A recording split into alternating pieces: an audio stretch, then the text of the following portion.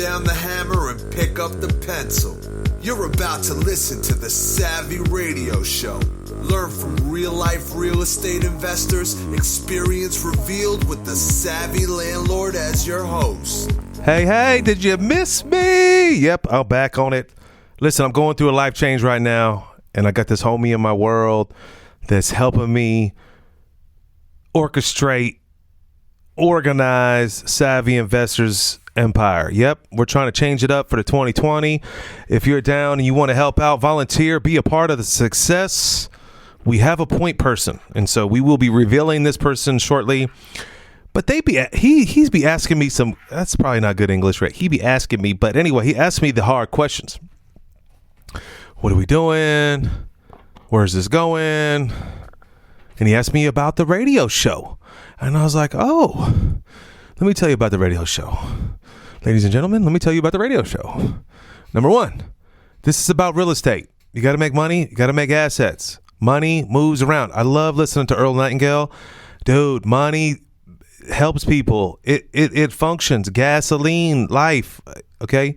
We're not about money as a focus. We're about money to do more things, great things, erect buildings, save children in orphanages, helping people, all right?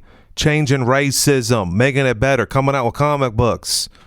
That's what money does through real estate. It's called an asset. You want to buy an asset? Assets make you money. You working is not an asset. You are an asset, but you working is not an asset. So let's just be clear why we do the Savvy Radio Show. Number two, we're entrepreneurs up in this joint. And I like to be an entrepreneur. I finally came out of the closet. No, I'm not gay, but I came out of the closet in the realm of entrepreneurism. It's been inside of me forever, and I've been suppressing that mess, and I've just finally accepted the fact that I'm an entrepreneur.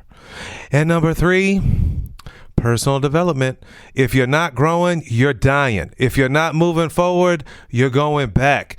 There's this thing called inflation. I love breaking it off to my son yesterday on inflation.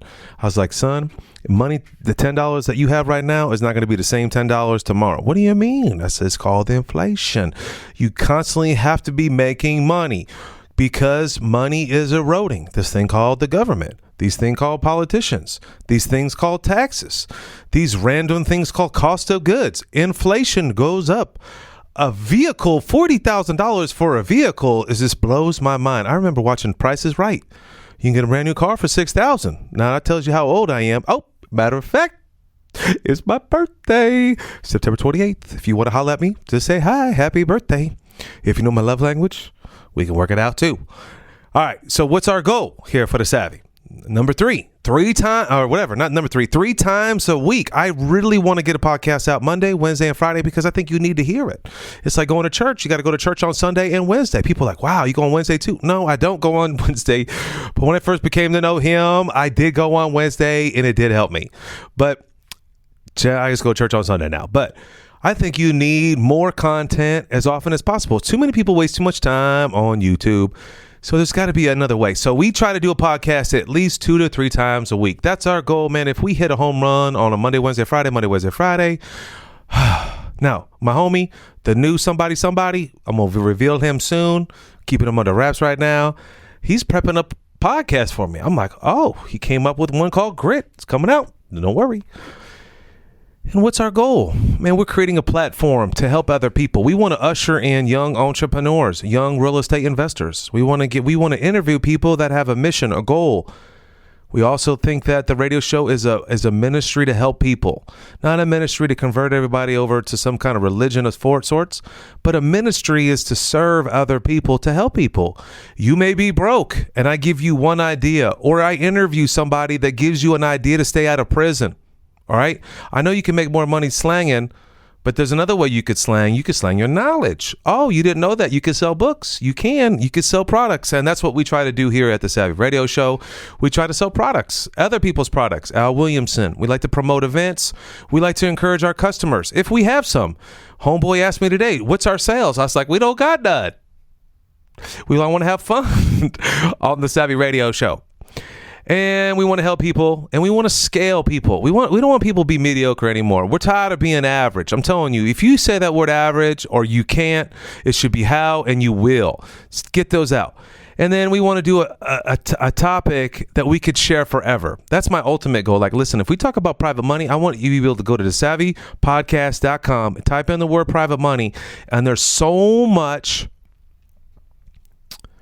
content that you could just listen to those 20 episodes and you got it on lock. So if you have a question or a comment or a book or a suggestion, let your boy know. Let us know here at the Savvy headquarters. We're in Oklahoma City. You can go on our website, savvypodcast.com. There's a little button on the right. It says leave a message. You don't even have to type anything. All right, so what's the lesson today? I got this great question. I'm excited about it. Got this question. It says, yo, I need some help here. I have a home that's worth approximately $420,000 here in my town. Wow. You go, boy. He says the first mortgage is $278,000. There's a second mortgage of $65,000. There's $343,000 in debt, total debt. The owners have filed bankruptcy 3 to 4 years ago due to medical issues. They're not personally indebted and released through the bankruptcy, indebted and released through the bankruptcy on this, but we have been making payments. You being released means that you possibly could go purchase another property, but you're still indebted to a past debt. It's also called a judgment, which, if I remember correctly, and I'm always wrong, but it could carry with that asset if they put a lien or a judgment on that. So let me put that back on my homie. Typing this in, it could be a judgment, and I already mentioned the lien. I'll tell you my answer. So I'm reading the question to you, and I just thought of another answer. Making payments. They are 2 payments behind and cannot make any more payments on the property. Okay, my first thing is when I see that is subject to. As far as we're aware, there is no lis pendings filed as of yet. If you don't know what lis pendings is, basically you're getting sued and someone's filed something against you in some form or fashion. My game plan is to get with the owner, write a contract to give us the ability to negotiate with the first mortgage lender. That may not necessarily happen, and I'll break that down here in a minute. And if it's possible, reduce the second mortgage by 80 to 100%. That is a good idea. And I'll talk about that here in a second. And then what else? Hold on. And this giving me a great equity in this very nice home. I would really appreciate your guidance on this. Okay. Crack-a-lackin'. Okay, so let's go into... All right. So now, I don't know if you know me, guys, ladies and gentlemen, boys and girls. This may be your first podcast. So I got a very unique personality. So I get right to the point, real fast and real dirty. Okay. And a lot of people don't like my answers, and I'm apologizing. And then there was another reason why I forgot what I was going to say. It'll probably help me out. Anyway, the first thing that popped in my mind was, what about the repairs? Okay. There's something wrong with the house. If they can't make a payment, a first payment, a second payment, they for sure not taking care of the condenser, the filter, the sewer line, the most important aspects of a property. Just heads up. Only after I add those two up, 420 minus that comes out to about $60,000 in equity on a large house is really skinny and relative to the repairs. Okay.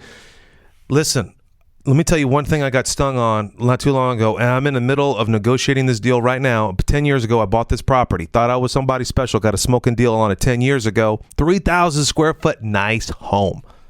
That's your first problem. You shouldn't be calling property nice home. They should be assets, and they should be making you income. We can't save the world, so I'm sorry. I'm not trying to be disrespectful to you, investor, and or the person.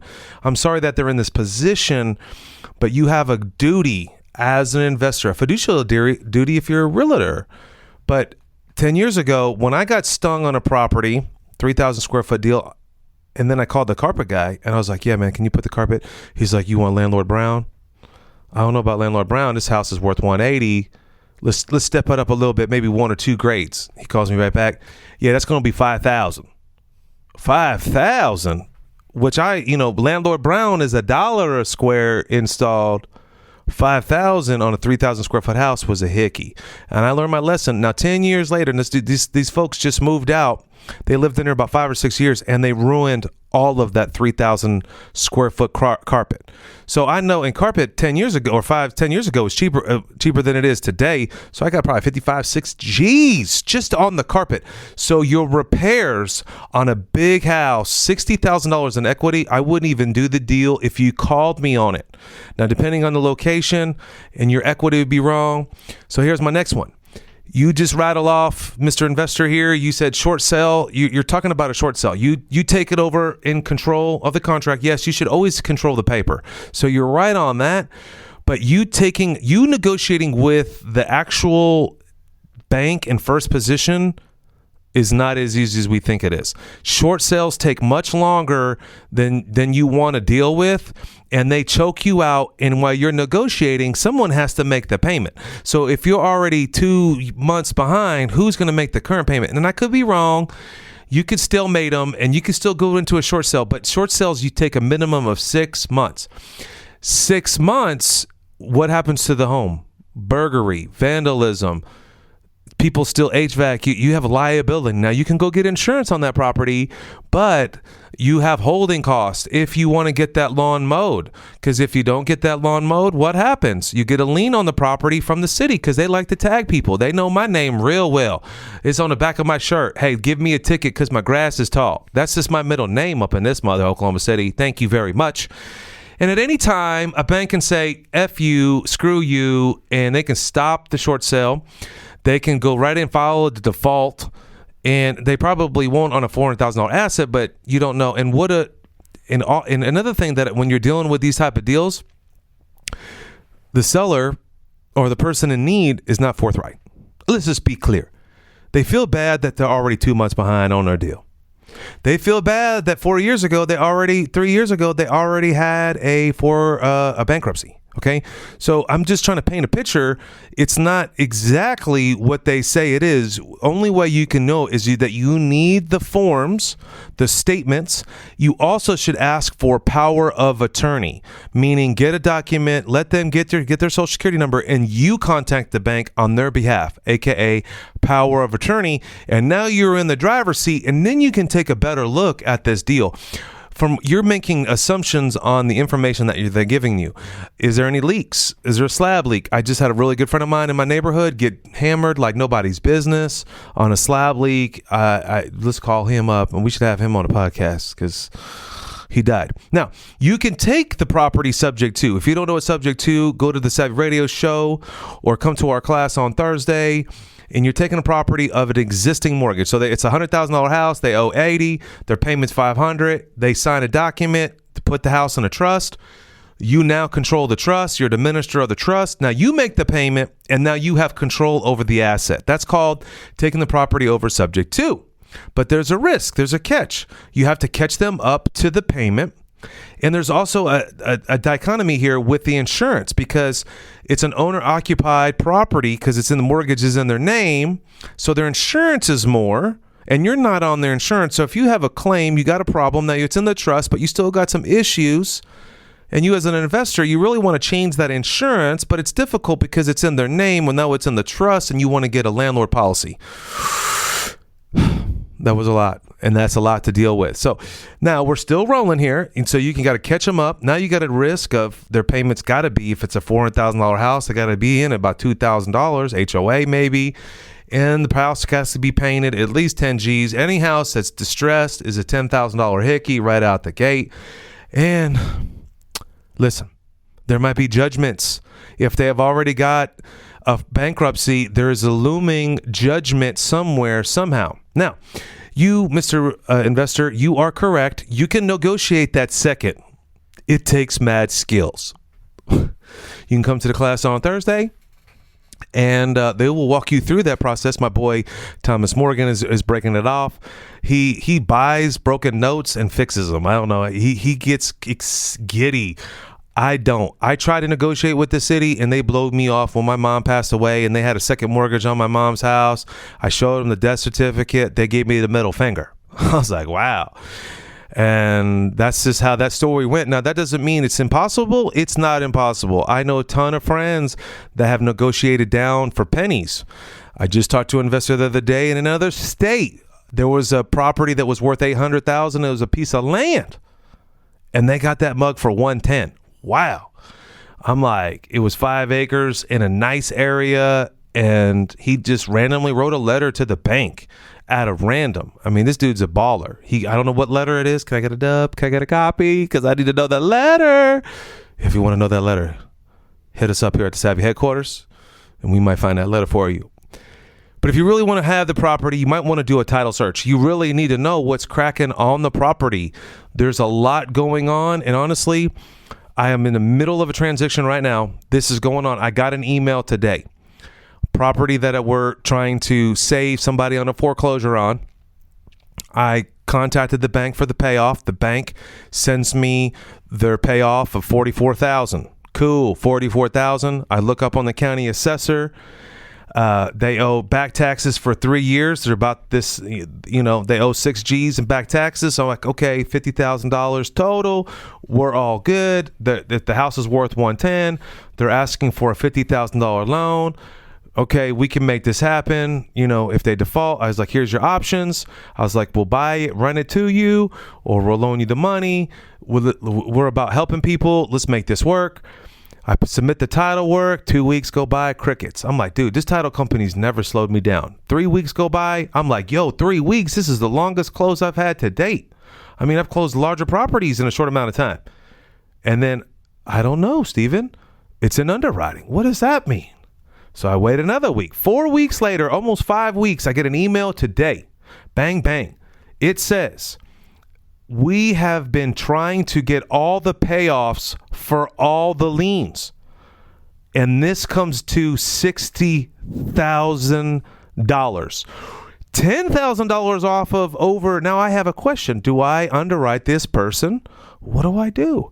That's exactly. Now this is a $50,000 transaction on a $100,000 house. 10%. On a $400,000 house, scale it. 10%. Okay, $40,000. Now, I hope and pray that they don't have loans. I feel sorry for these folks. I hope that this investor can come up with a better plan to me. You said that your game plan is to get with the owner, write a contract, give up the liability, negotiate the first with the. I don't know if you could do that. Hopefully that you can. You could definitely reduce the second position mortgage. It also depends on what type of mortgage it is. What was it for? Was it a service or was it a product? If they do default, can they come get it? There is, and here I don't mean to get amped up on you, ladies and gentlemen, boys and girls, but this is the line that threw me over the edge.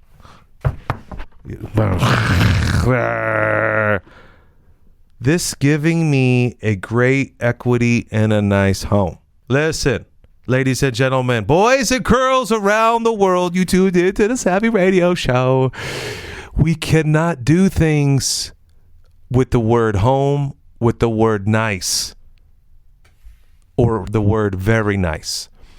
You are a professional. Okay? If you own assets, you are a professional. You may not believe it, but the attorney that's going to sue you one day believes it. The court finds out that your name is on several assets. You are a what? A professional. So you've got to stop your language by saying this is a very nice home with equity in it. It is not. This is an asset. How can we make this work? And how could we all win in this transaction? How could the bank benefit? They're defaulted. They took the risk. Now, we can't be anti-banks, okay? Banks make the world go round. I'm telling you right now, I'm not where I am today if it wasn't for great bankers and great banks. But they do have a loan that is defaulting. They're a little amped up. So you're going to have to be sensitive to them. How can we make it work for them? You can call them directly. This is what I would do. Call them directly and try to smooth it over. Don't just fire off with a short sale. Go over there and say, hey, I'm representing these folks. They've came to me at a need. They're 2 months behind. Can I get an extension? Can I build a relationship with you?